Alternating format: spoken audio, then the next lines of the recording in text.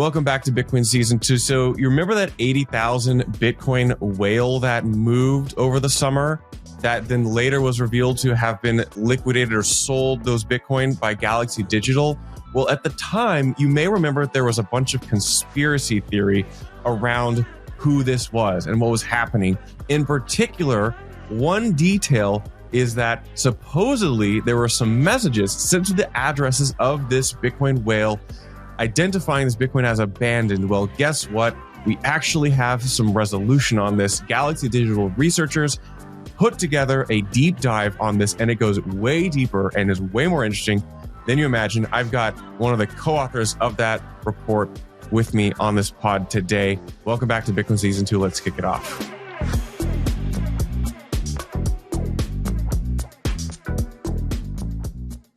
Welcome back. It's me and Colin. We are joined by Zach Pokorny. How do we say your last name, Zach? Exactly. Yeah, one shot at it. Oh, sweet. Okay, nice. That's why I'm in podcasting, because I can say last names. So Zach, we've got you. You teamed up with another friend of the pod, Will Owens, on this research report. I will just jump in and give a little bit of context beyond just the hook I did at the top. So there were some 80,000 Bitcoin last summer, and they started moving, and immediately the conspiracy theorists go all of Twitter and come up with all sorts of interesting things and angles. Later on, Galaxy reveals, hey, we sold this Bitcoin for the client, put a cool press release in Opportune on it. But a lot has been lost to memory, because one of the core things that was driving the conspiracy is someone had been sending messages to the addresses of this 80,000 Bitcoin saying your Bitcoin's abandoned. Here's a link to a website. Go do this. And a lot of people were wondering, did somebody quantum break this? Is there some actual legal angle where this is abandoned Bitcoin? Let me just ask you, Zach, what other kind of context do you think is important for the listener to to get out so we can start talking about your investigation? Yeah, no, I mean, I think the big takeaway that most people missed when this happened was just the sheer breadth of the message campaign. You know, this spanned 41,000 plus messages, 39,000 plus addresses. When the ADK whale received its message, it was very early on in the campaign. At that point, only a few thousand messages had actually been sent. So we really just saw the tip of the iceberg. And then as this entity started selling, that just kind of took front seat to the messages themselves. And we all just kind of forgot about it. But yeah, that's the big takeaway here is the sheer breadth and magnitude of the entire thing. Yeah. And I actually have, if a lot of people may not remember this, but I think that one of the core conspiracy drivers was this one, I believe, was an AI generated article on this goofy website called CypherTalks. I had multiple people send this to me, and it was the most terribly worded article. And obviously, look at this. The article no longer exists. So to me, that was a very clear indicator that a lot of this speculation was mostly unfounded. And I will flex this a bit. I even at the time identified this as being a classic tactic of Craig Wright and Calvin Ayre. I'll play the clip. This type of messaging strategy where you message, an old wallet on Bitcoin with a message in Opportune, which has some kind of scary legal boogeyman message in it. This is actually a pretty common tactic that Calvin Ayre has used over the years. If you're not familiar with Calvin Ayre, he is the former billionaire who funds Craig Wright, the guy who's been claiming to be Satoshi and suing Bitcoin core developers. So this is actually a strategy that he has used before to take these messages and try to use them in court to basically harass legally various notable people in Bitcoin. I'm not saying that that's what this is, but this has the hallmarks of an unrelated, just inexpensive to execute kind of goofy attack. That was my take. I'm done tooting my own horn. I'm going to throw it back to you to take us deeper into this. Is the company so what was in these messages, and what did they say? Yeah, I mean, the short end of it was just these coins haven't moved in a while. They appear to be abandoned, kind of along the spiritual lines of abandoned property laws in a number of states across the U.S. And that because they've been sitting for so long, that the sender of the messages, which came under this sort of like Salomon Brothers branding, but was actually a client thereof. It wasn't actually Salomon Brothers sending the messages, but they kind of sought some legal claim to these coins just for the mere fact that they haven't moved in X number of years, which for most states is 3, others range up to 5. The vast majority of the addresses hadn't moved coins in at least 3 years. But yeah, I think your takeaway really coincides with what we found as well. Like, quantum vulnerability in Bitcoin seems to be ill-founded. Zero sort of signs of that, and that this kind of resembles lawfare over anything else. I want to step back for a second and just lay some context down for people who might be walking into this. Specifically, you have this legal definition in the report, which I think is really good. And the Opperturns specifically cite, what's the name? Like, what's the legal definition? Like abandoned property. Abandoned property law, yeah.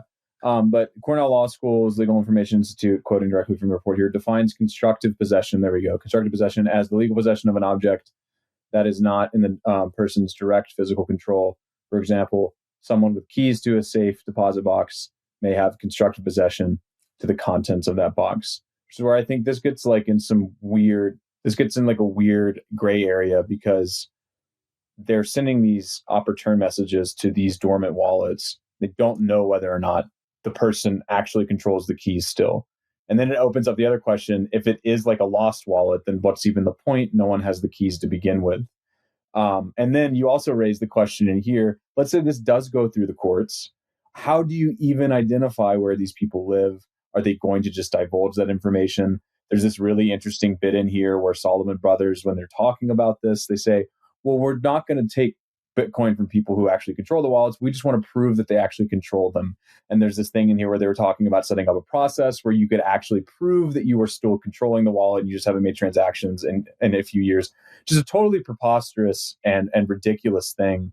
You don't need to prove anything to these people. And there's not even, as I understand from reading legal opinions on Twitter, there's not even clear indication that this would hold up in court. Does your research indicate anything along those lines? Yeah, I mean, the enforcement gap on this stuff is massive. Like, if you don't have the private keys, like, you physically cannot move the coins. And if somebody is just holding them in their own private wallet and never touches a centralized intermediary or the like there is no way that this can be enforced, in our view. Now, if somebody were to get one of these notices and maybe move it to Coinbase or some other centralized intermediary that falls under the holder definition, which is essentially like a centralized institution that holds coins on somebody's behalf. They track who they are, where they're from, age, all that information. Then maybe those folks could get embroiled in some kind of legal tangle up. But even then, it's like at that point, you've already proved that you own the coins and they moved. So then how does the whole like abandoned property definition even stand up? So like, yeah, there's just like little chance that this could actually be enforced from a number of angles. Okay.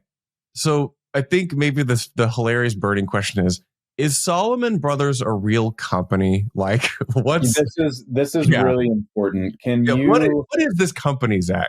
Can you break down what's happening here? Because there are going to be some younger people listening to this have no idea what Salomon Brothers was. There are going to be some boomers listening to this. They're having flashbacks to the .com boom. I believe Salomon Brothers dissolved in 2003.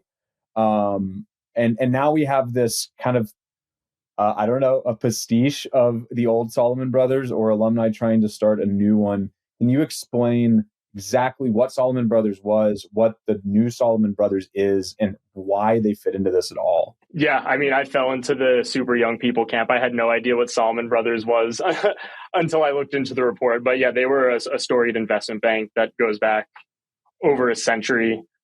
Big bond traders, had many books and movies made about them.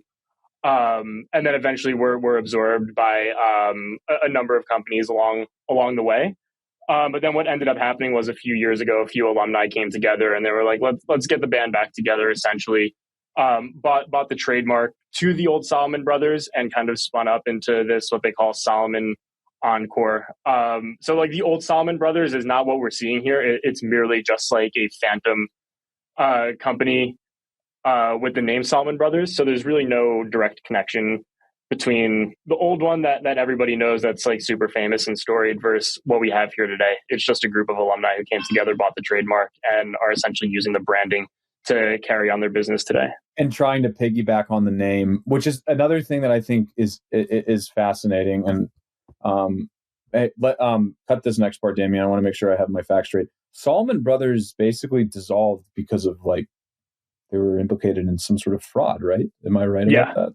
Okay. That is my understanding.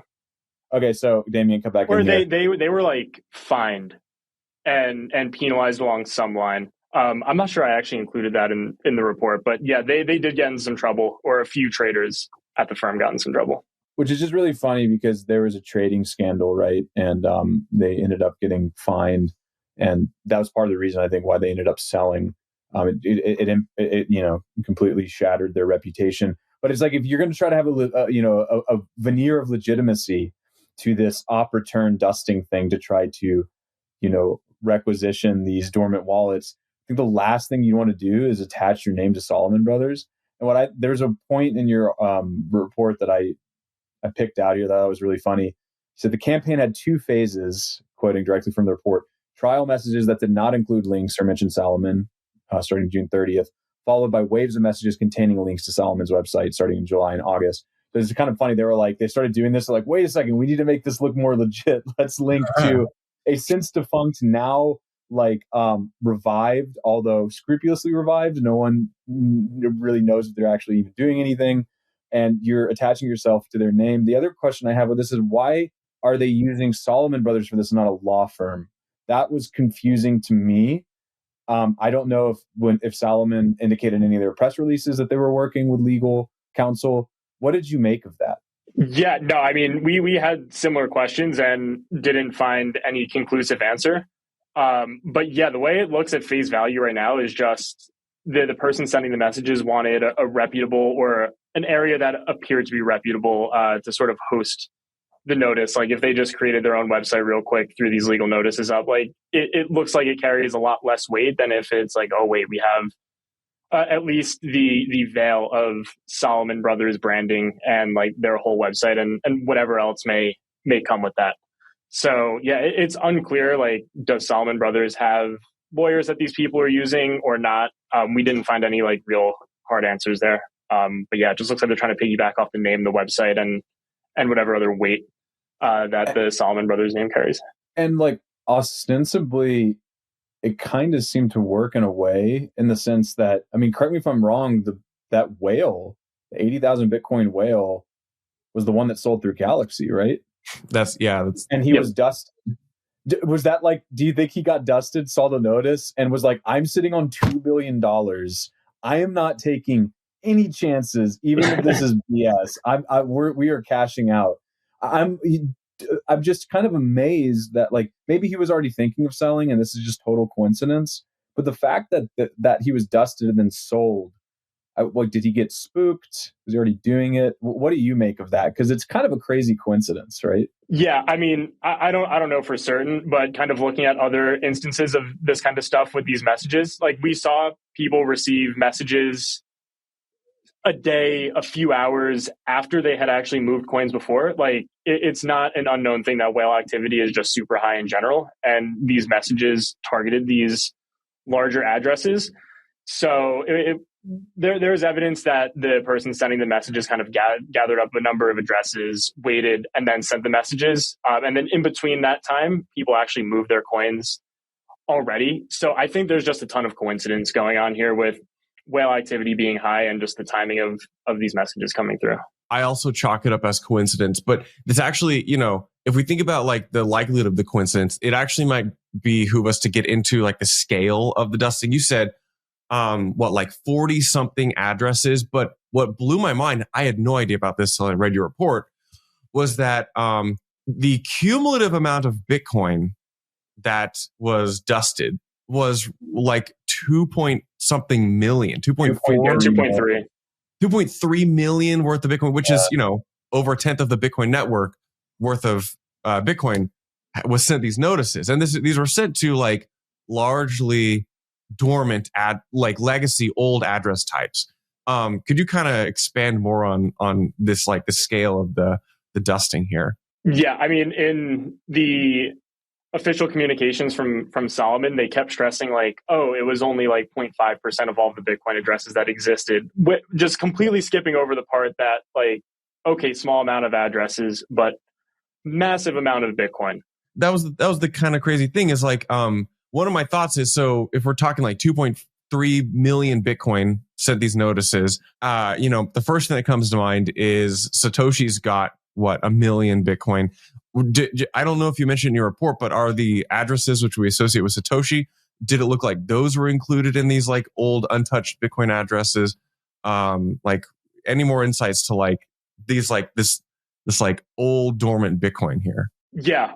No, I mean, we didn't particularly look into the Satoshi addresses, though in hindsight that actually would have been a great idea. But I think that the big takeaway with the older address types is they didn't actually target any of the like super OG addresses from like 2009, like the original Bitcoin miners that received like some of the first block rewards ever. Like if any coins were to be abandoned and actually vulnerable to quantum, which is their altruistic sort of rationale for doing this in the first place, like those would have been the first place to start. We kind of looked into this ourselves, and Will actually like constructed a transaction manually to prove that like you can still actually send Bitcoin to these addresses, even if it wasn't through like a decentralized wallet like Unisat or through a centralized exchange like Coinbase. All that is totally deprecated, but you can still build a manual transaction and send it to these addresses. But yeah, that's like, I think the big takeaway there is like, they claim to be saving the network from this quantum vulnerability or related, but actually totally skipped over the oldest, most vulnerable, and most likely to be abandoned types of addresses in the first place. And that's interesting because that stated goal, that altruism, is belied by the fact that they didn't dust those, to your point, because they know that they can't access those coins, because almost certainly all of those 2009 coins are lost, right? Like the vast majority of those miners either spent them early or lost them or just stopped caring about Bitcoin before it got big. This kind of leads into my next question, though. To the best of your knowledge, and I know this is hard because I'm like asking you to get into the mind of, I don't even know what to call him. You can't call him a criminal, but like, I don't know, cyber vigilante, like a cyber Mr. Magoo trying to screw everyone out of their sats.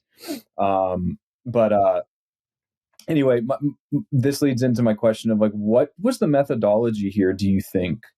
Like looking at the addresses that were targeted and the patterns, what do you think the methodology for picking out all these addresses were? I mean, would you think there were parameters that he just plugged in, to like a JavaScript program, and then just like plucked out the addresses from his node? What do you think was the kind of like guideline for how he managed to get, 40,000 addresses to send to? Yeah, no, I mean, the big one was at least 3 years of dormancy, whether that was the address appearing as an input sending coins or as an output receiving coins. 3-year minimum on that. So essentially no activity for 3 years, which coincides with the sort of bottom parameter for a lot of these abandoned property laws, which are defined by 3 years of dormancy. And then also just receiving coins and never actually sending them. I think it was something like 95 to 97% of the addresses had received coins and never sent them, which is probably a fair assessment to say like, oh, if these people never signed a transaction, they're more likely to be abandoned than an address that is active.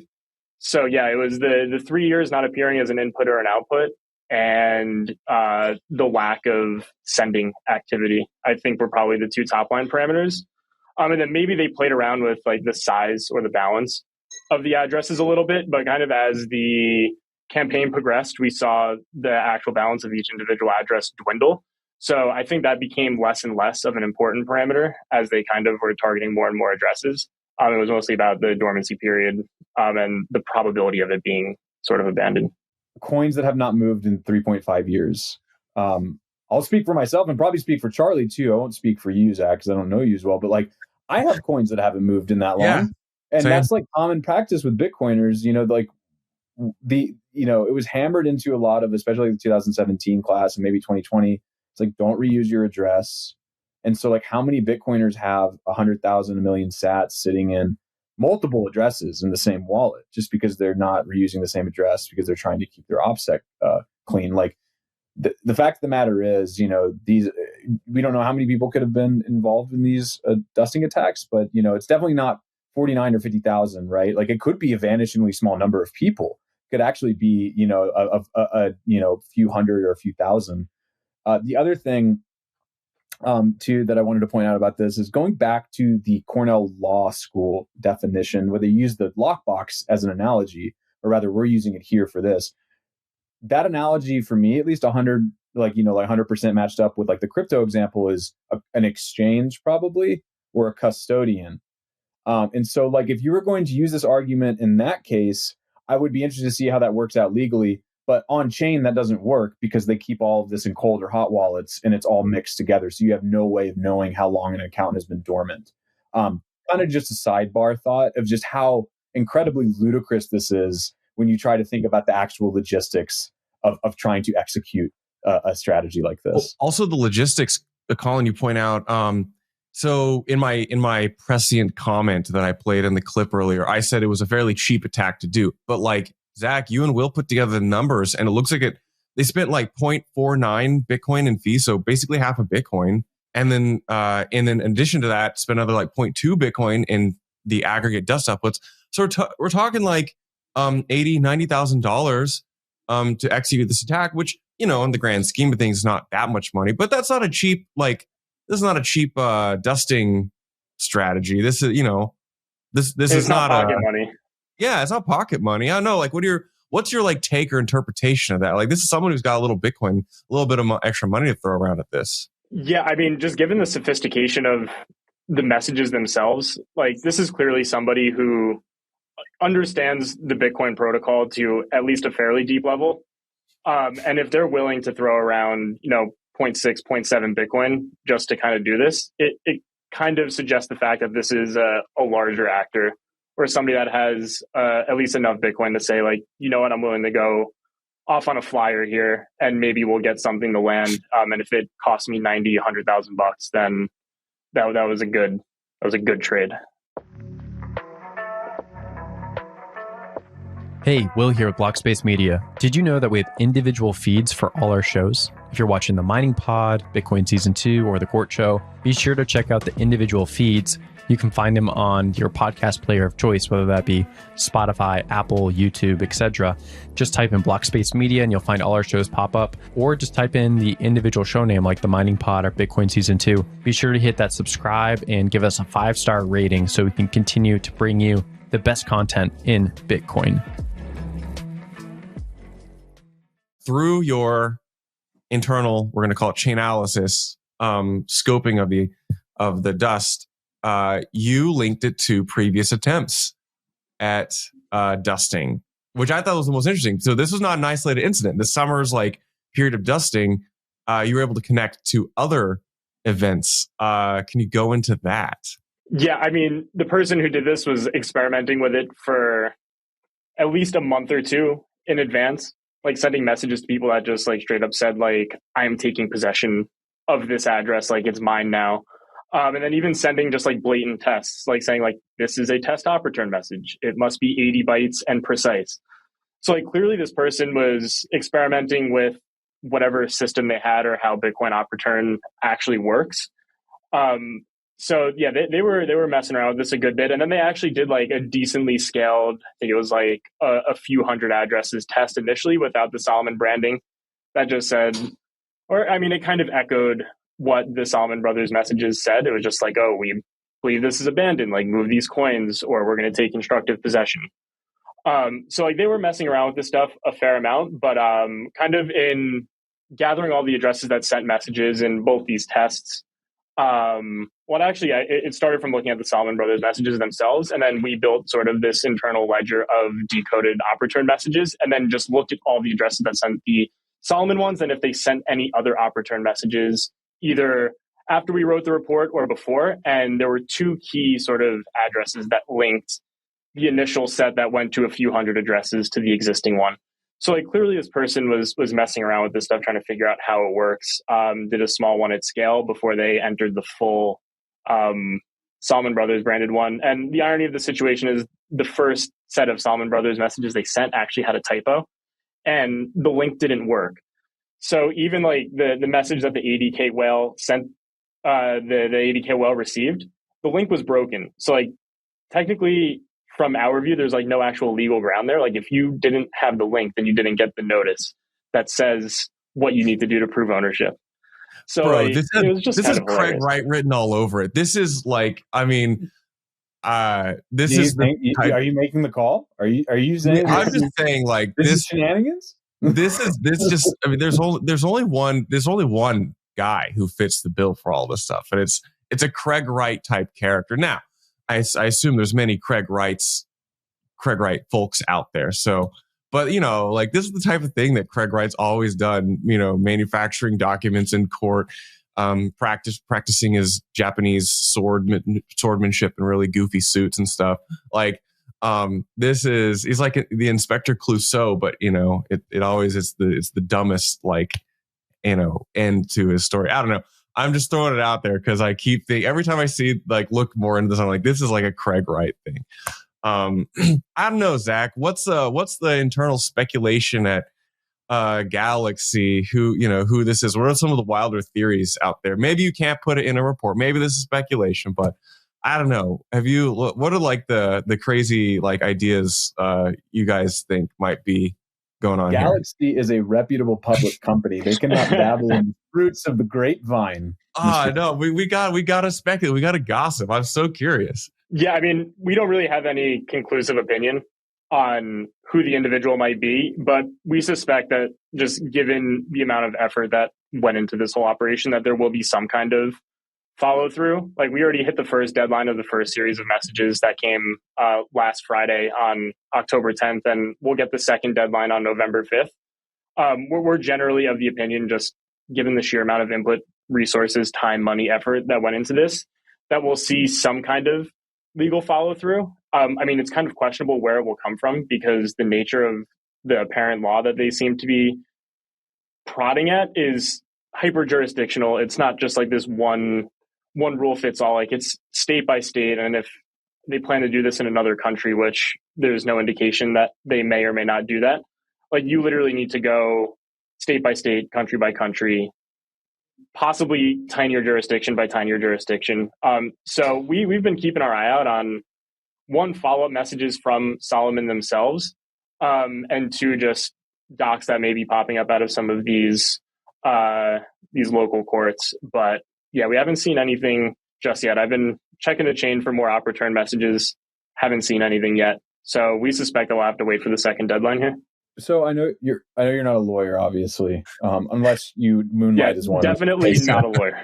In which case, impressive work. If any lawyers are listening, or any listeners know of a good lawyer to talk to about this, I would love to have these follow-up questions answered because these are the things that are popping around in my mind. You're talking about these deadlines. I assume that's deadlines to prove ownership. Exactly. And it's kind of like a loose ultimatum. It's like prove ownership or we'll do something. But that question is like, what is the something? Because then this necessarily would, a requisite for this would be chain analysis to dox the holders of the wallets so that you can actually serve legal papers and sue them, right? Or take them to court. If you can't get someone into the court, then and you can't identify them, there's no way that this even goes any further than the threats.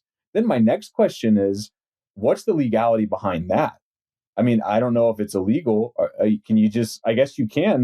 People do PIs, but these guys can just go to chain analysis and say, "Hey, here are these addresses. Get the IP addresses for these, please." Obviously, that would cost a lot of money. Chain analysis works with governments and some of the most heavily capitalized companies in the industry.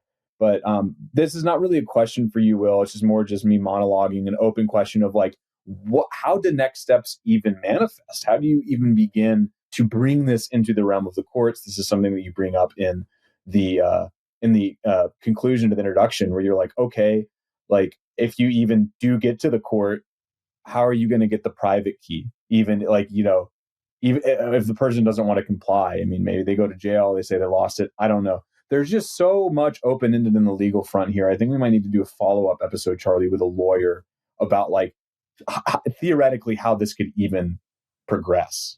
Yeah. I have no idea. It's funny when we talk about abandoned property, and you're talking about, you got to move your coins every 3 to 5 to 8 years to prove it's not abandoned. Now you have you've created Peter Todd's demurrage concept but enforced through meat-based legal practice, where you have to prove activity and prove liveliness. Otherwise, your coins get dinged. So maybe it's Satoshi himself, Peter Todd, doing this to sneakily get a stupid proposal. Yeah, what is well? Okay. An absolutely ridiculous proposal. I know. All respect to Peter for a lot of the things that he's done, but sometimes these devs, man, need to get out of their own ways. It's like that. In no world does anyone want that. Dude, I like curveballs though. I like crazy ideas. I like the crazy zany ideas. So back to you, Zach. We've touched on a few things from the report. Is there any other like little details or idiosyncrasies you discovered that you don't think we covered here? Like, yeah. Yeah, no, I mean, I think the inconsistency in the messaging on this stuff from Salomon is noteworthy. Like in the most easily accessible communications, they say like, oh, this is like a very like altruistic thing. Like we're trying to save the Bitcoin network and we've identified this massive threat. But then on the back end in the links sent in the op return messages, they were like, oh, if you don't move your coins, like we're taking possession of them. So like there's just like a lot of sort of contradictory statements and contradictory tone in the whole thing. And yeah, the other noteworthy thing that we already kind of touched on was they didn't target the most likely to be abandoned, most quantum or technologically vulnerable address types in the P2PK addresses. So like those are two kind of like disqualifying things about the entire effort, in my opinion. Well, I'm going to make sure the full report is linked in the show notes. I recommend you guys go read those. Listeners, check out and make sure to follow Zach and Will and the Galaxy Research team. They put out some of the best reports. Zach, I'm looking forward to the next research you guys put out. You guys have been absolutely knocking it out of the park lately. Any hints on what you guys might be working on or looking at next? Yeah, I mean, I can't speak on what Will's working on, but been banging on the futarchy drum for a while here now. So we know we got a bunch of Bitcoin L2s launching. Maybe we could get some futarchies on some of these Bitcoin chains. We'll see what happens. I'm for it. Let Polymarket run everything. Let's do it, baby. Okay, well, thank you so much for listening to Bitcoin Season 2. Make sure to like and subscribe to the show. Leave a review, all that jazz, and we'll see you all next week.